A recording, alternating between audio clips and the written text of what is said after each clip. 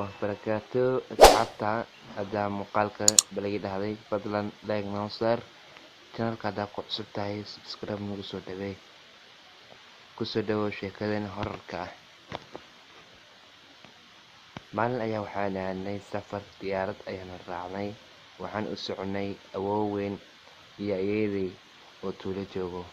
Waxaan ku soo baxnay aniga aabahay iyo walaalahay.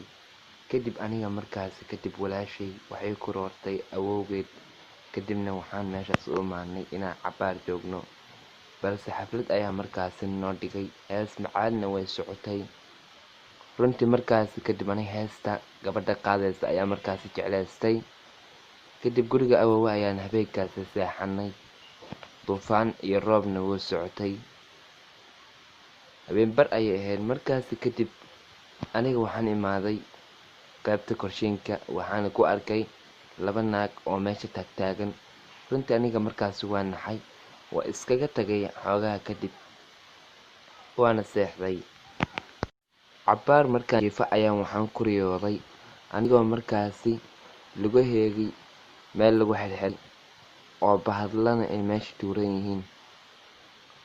Runtii bahaladaas waxaa masas iyo balaayo daran ay iskugu jireen.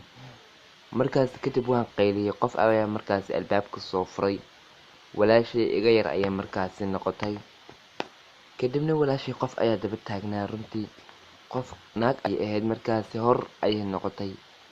Walaashayda markaasi shanqar ayay markaasi maqashay iyadoo naxsan, inay isu ordo ayay dabacday, laakiinse cidi ayaa markaasi laga taagay, waa la qalay ayaan dhahay. Kadibna aniga waa nooynayay, qof ayaa markaasi soo ag istaagay anigoo markaasi naxsan oo zaaid u baqaayo. Lugaheygana waxaan ku xirxirnaa masas iyo bahalo kala dardaran. Runtii waa fikiray markaasi, waxaa isweydiiyay say uga badbaadi kartaa. Markaasi kadib waan xanaaqay, aniga waan ku istaagay bahaladii. Kadibna waan fikiray, waxaan arkay inaan bahaladii aan kasoo guuleystay.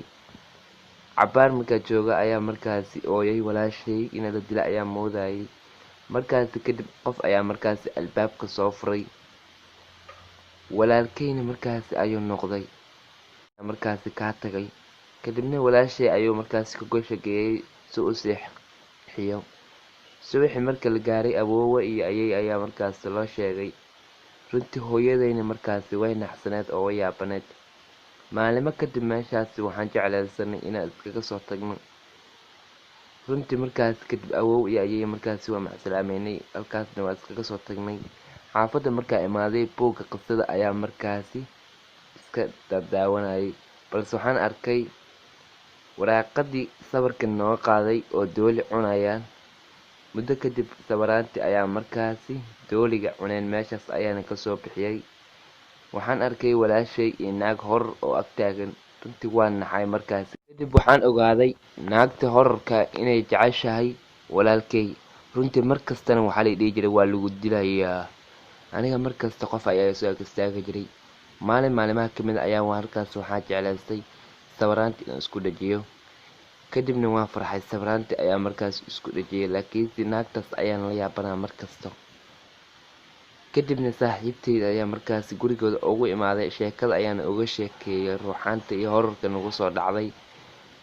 Runtii saaxiibteyda way yaabaneed, waxaan la yaabaneed sheekada meeshaas ka dhacday.